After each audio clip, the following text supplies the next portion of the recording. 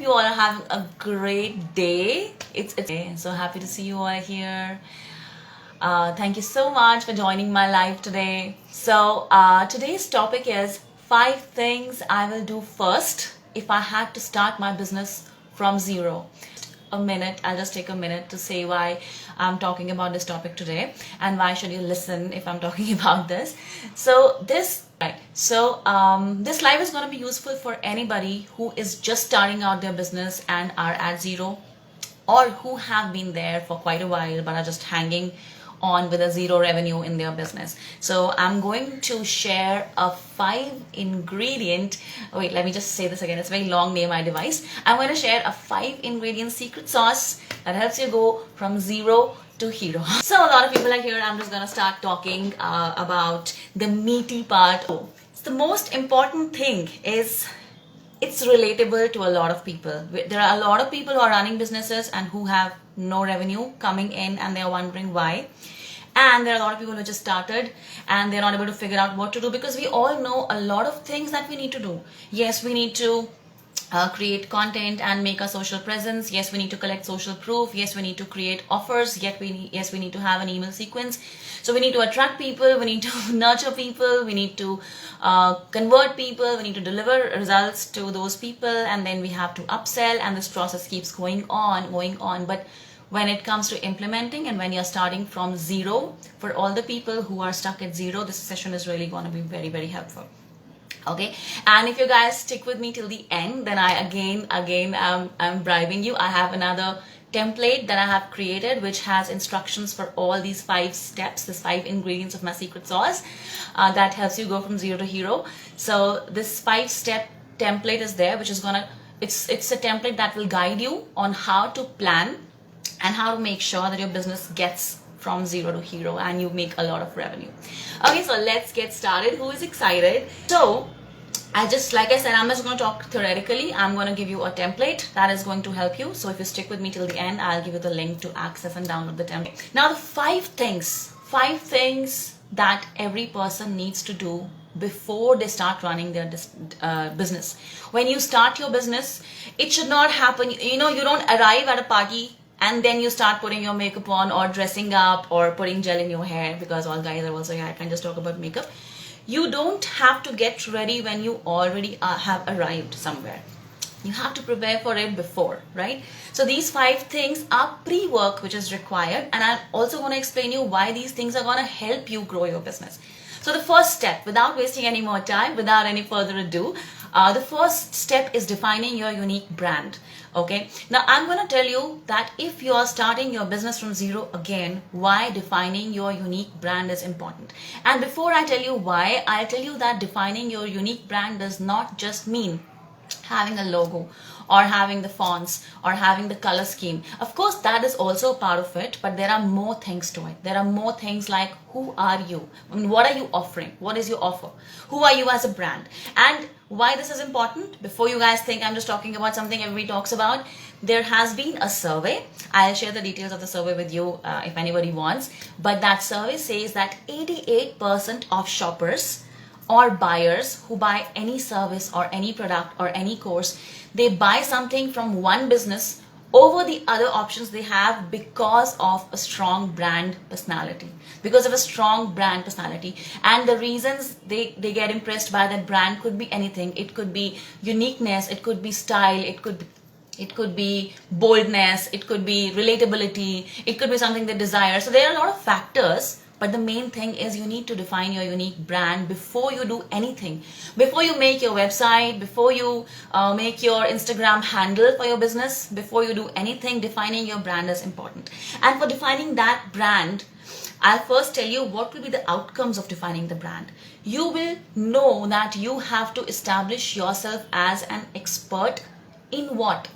Even if you're a yoga trainer, not that. Are you an expert in toning body? Are you an expert in losing weight? Are you an expert in healthifying or, getting overall fitness, or women or men or people over a certain age? So there are so many criteria that can be there in when you define your brand.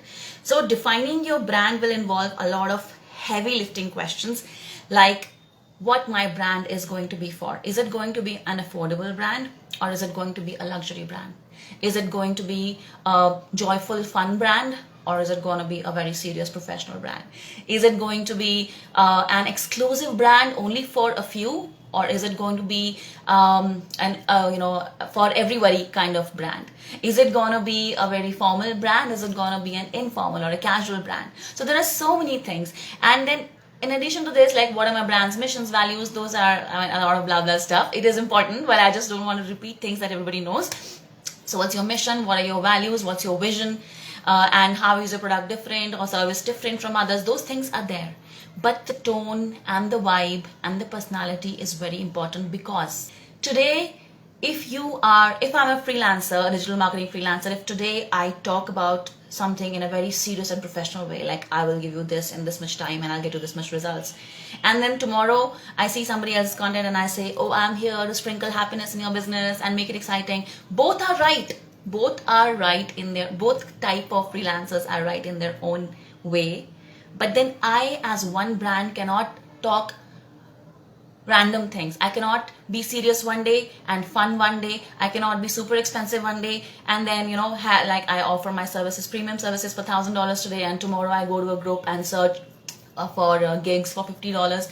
No, that doesn't work. You have to define a brand identity, because that is what is going to help you in crafting your offer, in creating your opt-in, in writing your email sequence, in setting up your website. So whatever you say later, at that point you will not feel confused and you will not feel like, what am I supposed to do, and let me see what others are doing. No, you have to define your brand by answering these questions. And I have a list of long questions in the template that I'm going to share at the end of the session. So it's going to act as a good guide to help you start from somewhere, and then you can always add in more stuff that you like. So the first part is defining your unique brand, because this will impact your messaging, your copy, what kind of people you're looking for. It will impact everything. Now the next step. Anybody has any questions? Yeah, Taslima. Thank you so much. You agree with it.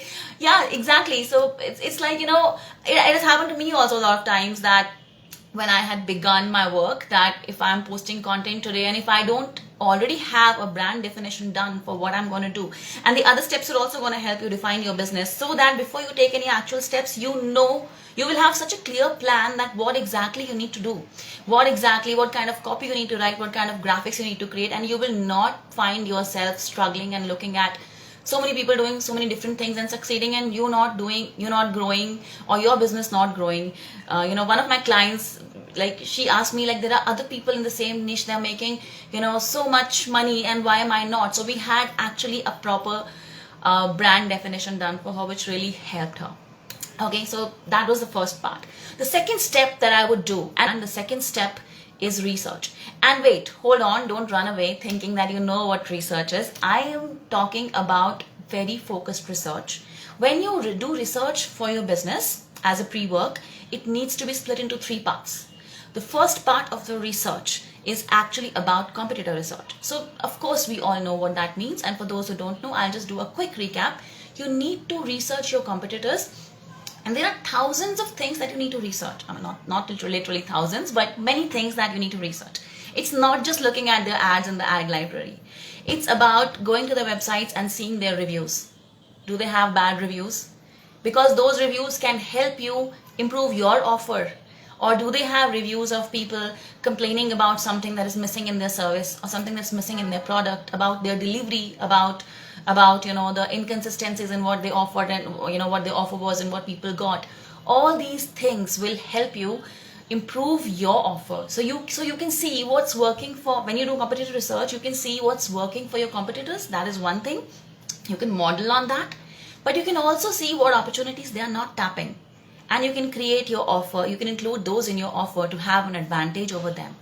Okay, so competitor research is really important, and in the template that I have created, I have a tab which has a list of things that you can do to do competitor research and how to do it. You have prompts to do the research as well, so it will be helpful. So the first part of the research, the second step is research, but the first part of research is competitor research. The second part of research is your ideal client research, and by ideal client research, I mean, ideal client profile building doesn't only mean knowing their demographics. Of course, demographics are important. Knowing their interests and hobbies and everything is important. But I'm going to talk about another angle of doing your ideal client research. We know that there are forums where people hang out, okay? But how do you research that what exactly your ideal client is looking for? When you ideal client research is not done just for targeting, it's also done for crafting your offer, which is going to be the next step, okay? This ideal client research, if you go to forums like Reddit or BuzzSumo or even Amazon, one of the I found it in one of the courses I'd taken, where one of the mentors taught us to do another form of research, which was researching on Amazon. Okay, so if you are offering a yoga course, you go to Amazon and do a research on yoga books. Okay, you'll find a lot of books that teach yoga. You'll find a book that has thousands of reviews, and then you look for the 1-star reviews, and that will tell you that what problems your ideal client is facing from whatever they are getting about yoga in the market. You get to know. So it's not about, this is different from competitive research, because here you get to know what's on your ideal client's mind. What are they thinking about? How are they explaining their problem? And you can probably pick up a hook from there, right? You can you can find a bad review on Amazon, and that can be your offer hook. Just think about it, how interesting that is. So you have to do this kind of research, going to BuzzSumo, going to answerthepublic.com, going to Quora, and researching topics which are related to your service and your product and your course or whatever you're offering, which is relevant to your business. And then read all this and make a note of 10 lines or 10 problems or 10 reviews that really got your attention. Because if they got your attention, they'll definitely get the attention of people who are looking for a solution to that problem, right? So you can get the hooks from there. And this is also one interesting way of doing your ideal client research. And the third part of research is crafting your offer. Okay, so a lot of people after ideal client and competitor research say that you should craft your offer, but I say you should do a research before you craft your offer. You should see what offers related to your service, your product, or your course are already existing, and what are the reviews on that. The same thing. Go and search the reviews. And based on what people liked in the other offers they are taking, and based on what people didn't like in the other offers they are taking, when you see those comments, when you note all this down, and the template has a section where you can note all this down. So once you note all this down, then this is your master file from where you can actually plan and craft an amazing, ridiculously desirable and droolsome offer that will have your ideal clients literally drooling on your offers. Okay, because probably I create a freebie and I name it like the ultimate guide to something, and maybe somebody is looking for my solution, but that name really doesn't connect to them, doesn't really relate to them, so they're not gonna pay attention to it. Okay, probably they pay attention to somebody else who calls out like, get rid of belly fat in 5 days. So maybe something like that. The point is, do a lot of research before you craft your offer, and that research should include researching your competitors, researching your ideal client, and researching about the offers, and then crafting the offers. Okay, the third step is to promote your free offers. Okay, now in the previous step, once we did research, we created a free offer. So now we need to promote this free offer, and this promotion, I want everyone to imagine a huge yeah, Sunil, that's right. Thank you guys. Oh shit, I'm not even looking here, I'm so lost in talking. So I'm so sorry. Okay, so promoting your free offer is a very important part. A lot of people think they're doing enough, but they are not. So if I had to, I'm not saying people do it wrong, but if I had to restart my business, I would make a plan on. So this step, I'm not going to teach you to promote. I'm going to teach you that why and how you should plan. Okay, you should plan to promote your free offer everywhere. You should have a pitch ready. And because you already have researched your ideal client, so you know different pain points, and because you've already researched your competitor, so you have you know what offers you need to put in, how what opportunities are not being tapped.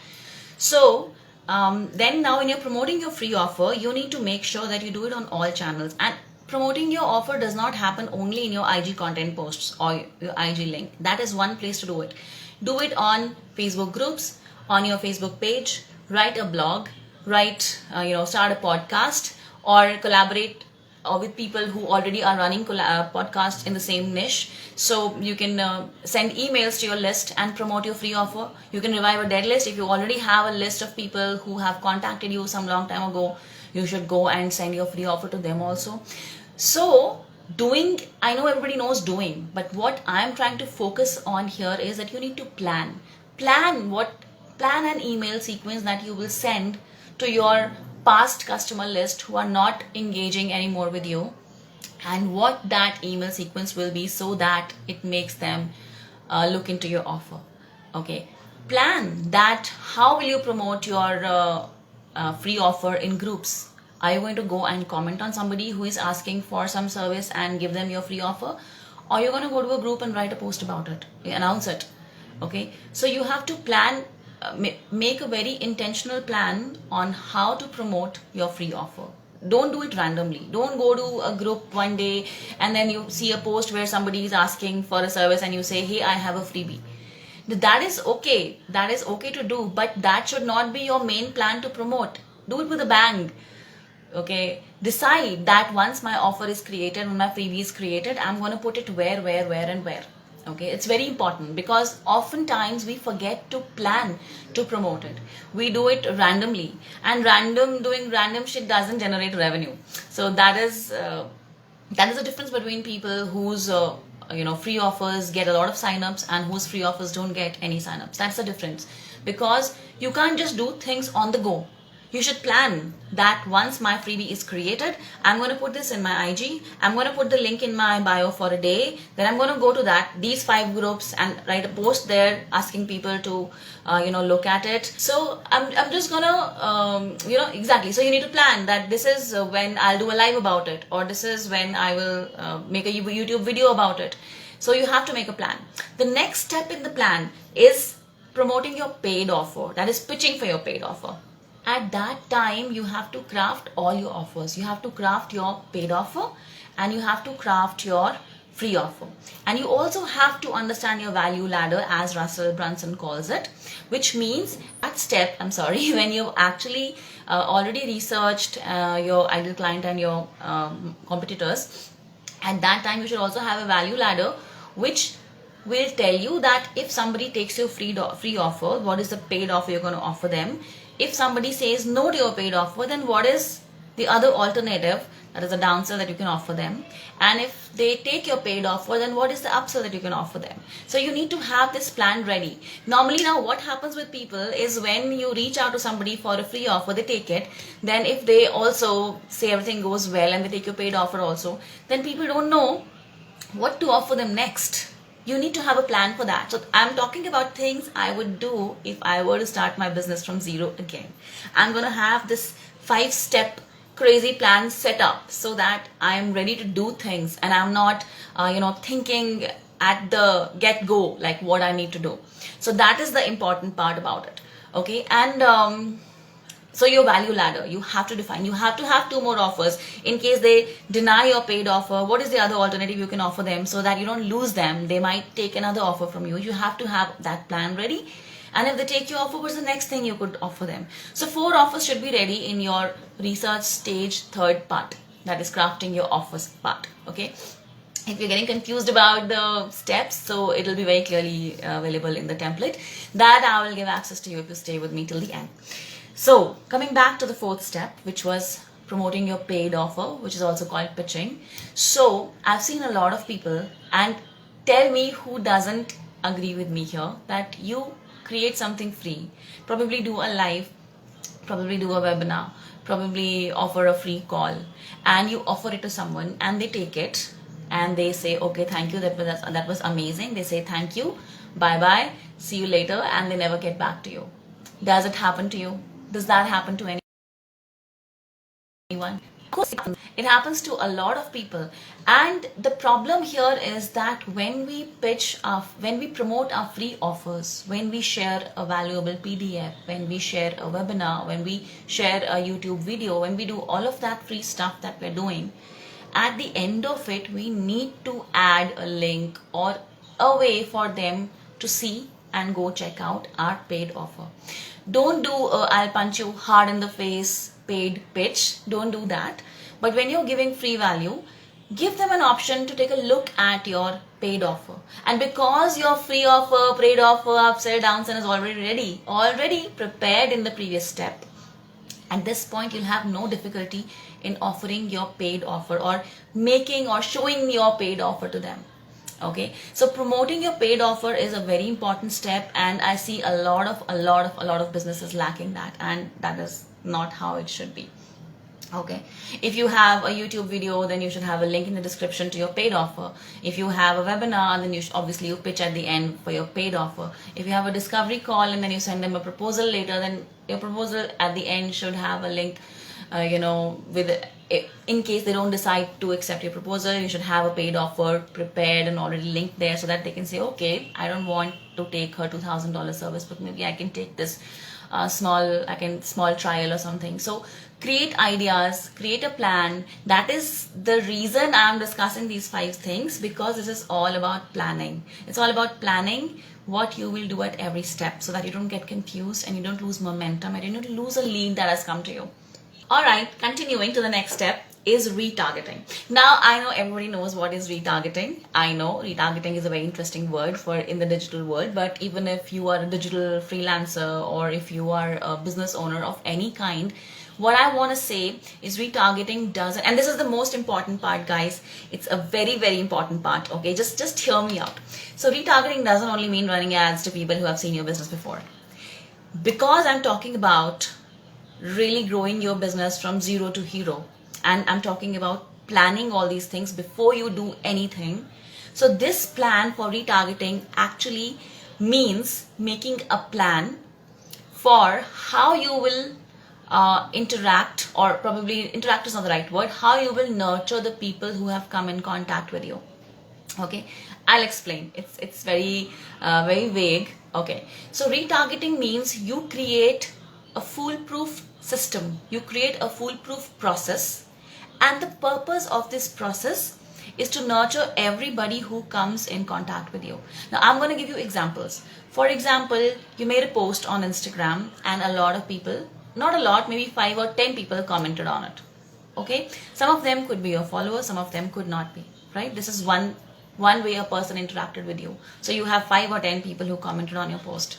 Okay, then suppose you went to a Facebook group and you commented on, you actually asked or offered your services to somebody who was asking for services, and then your response had 5 or 6 likes there, right? Then suppose you did a live and a lot of new people liked your live or joined it or maybe DM'd you later. So at every point, once you create an identity on social media, once you create a social channel, and once you create a website, and once you promote your offers, and once you pitch your paid offers, you will see that there will be a lot of points where a lot of people have actually contacted you.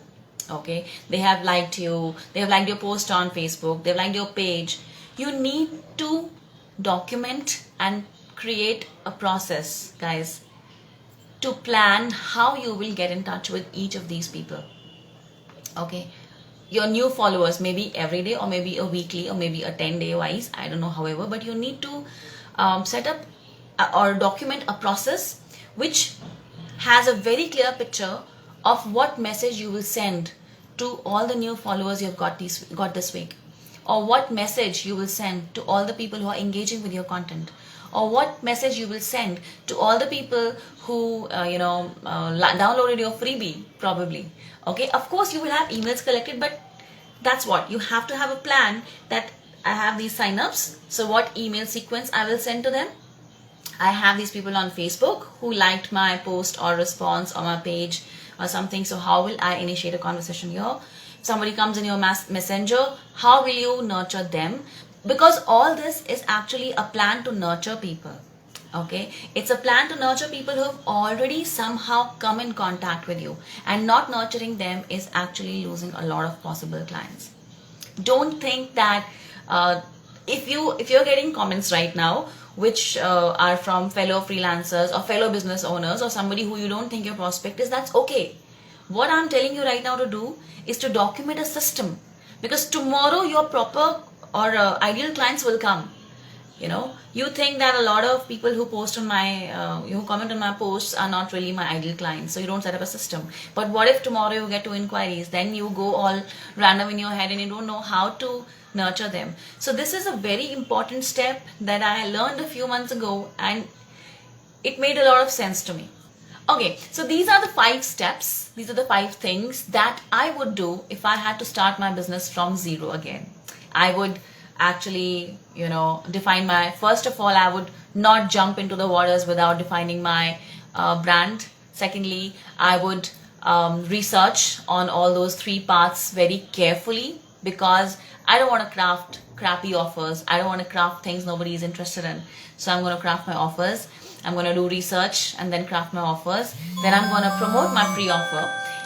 Sorry. And then I'm going to pitch my paid offer at every opportunity that I can. I'm going to add my paid offer links in my freebies, in my emails, in my PDFs, in my webinars, in my lives, in my YouTube videos, everywhere.